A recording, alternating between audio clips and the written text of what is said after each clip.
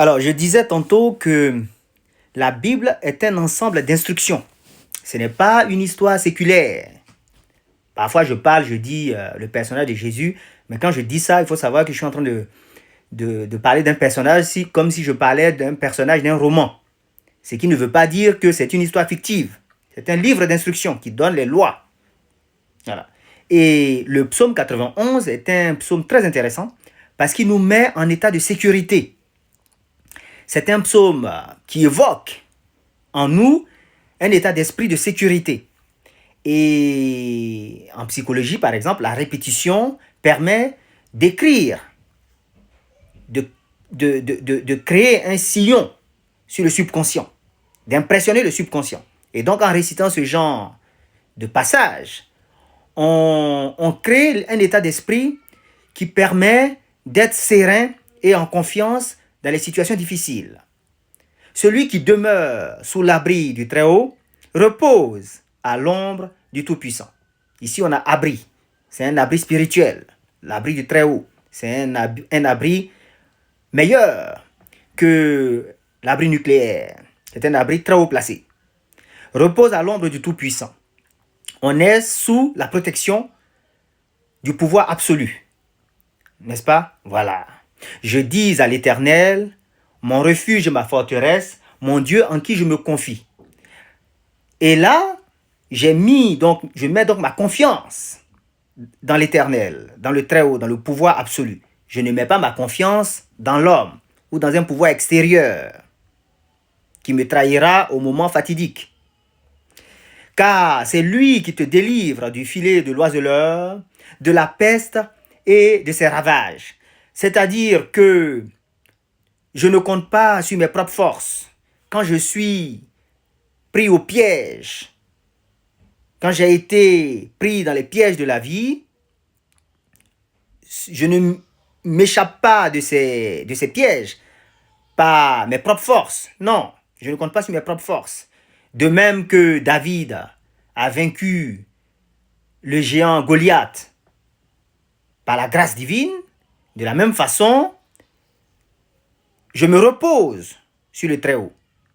C'est lui qui te délivre du filet de l'oiseleur, de la peste et de ses ravages. D'accord?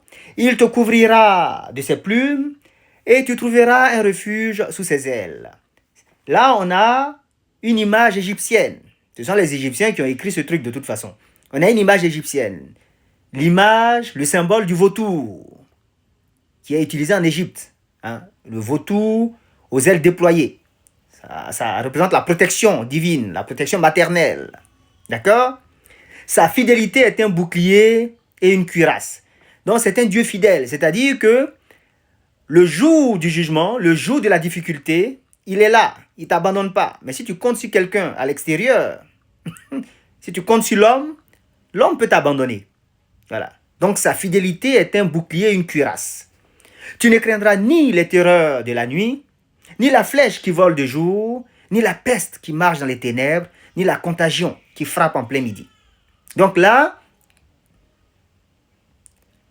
pendant la guerre, tu es protégé, tu te sens protégé. Tu ne seras pas atteint par la flèche qui vole de jour, par les balles, par les bombes.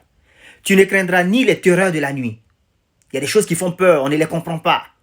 Voilà, on ne sait pas comment ça marche, tout le monde craint, tout le monde a peur. Tu es serein. D'accord? Ni la peste qui marche dans les ténèbres, ni la contagion qui frappe en plein midi. Ça frappe en plein midi. Les dégâts sont évidents. La terreur et les dégâts provoqués par la chose sont ostensibles. On le voit par les sens. Il n'y a pas de discussion. C'est grave. Mais tu ne crains pas. Que 1000 tombent à ton côté et 10 000 à ta droite, tu ne seras pas atteint. C'est-à-dire, je lis les journaux, par exemple, ou j'écoute la télé et la radio, et on me dit que la situation s'aggrave. Il y avait 1000 morts, maintenant il y a 10 000. Le chômage était à 2%, maintenant il est à 5%. Et maintenant 10%. Vous avez vu, on passe de 1000 à 10 000, donc la situation s'aggrave. Ça devient exponentiel. Mais tu n'es pas atteint. Que 1000 tombent à ton côté et 10 000 à ta droite, tu ne seras pas atteint. De tes yeux seulement tu regarderas et tu verras la rétribution des méchants. Le méchant ici, ce n'est pas celui qui t'a insulté. Non, le méchant, c'est celui qui n'a pas mis sa confiance dans l'Éternel, dans le Seigneur, dans le Très-Haut, dans le pouvoir absolu, qui a mis sa confiance dans quelque chose d'autre. Le danger s'est présenté et la maison n'a pas été bâtie sur le roc. La maison a été bâtie sur le sable. Et la maison a été emportée. La maison a été détruite. Il a succombé au jour du jugement. Il a eu la rétribution de l'incrédulité. Celui qui demeure sous l'abri du Très-Haut repose à l'ombre du Tout-Puissant. Je dis à l'Éternel, mon refuge et ma forteresse, mon Dieu en qui je me confie. Car c'est lui qui te délivre du filet de l'oiseleur, de la peste et de ses ravages. Il te couvrira de ses plumes et tu trouveras un refuge sous ses ailes. Sa fidélité est un bouclier et une cuirasse. Tu ne craindras ni les terreurs de la nuit, ni la flèche qui vole de jour, ni la peste qui marche dans les ténèbres, ni la contagion qui frappe en plein midi. Que 1000 tombent à ton côté et 10 000 à ta droite, tu ne seras pas atteint. De tes yeux seulement tu regarderas et tu verras la rétribution des méchants.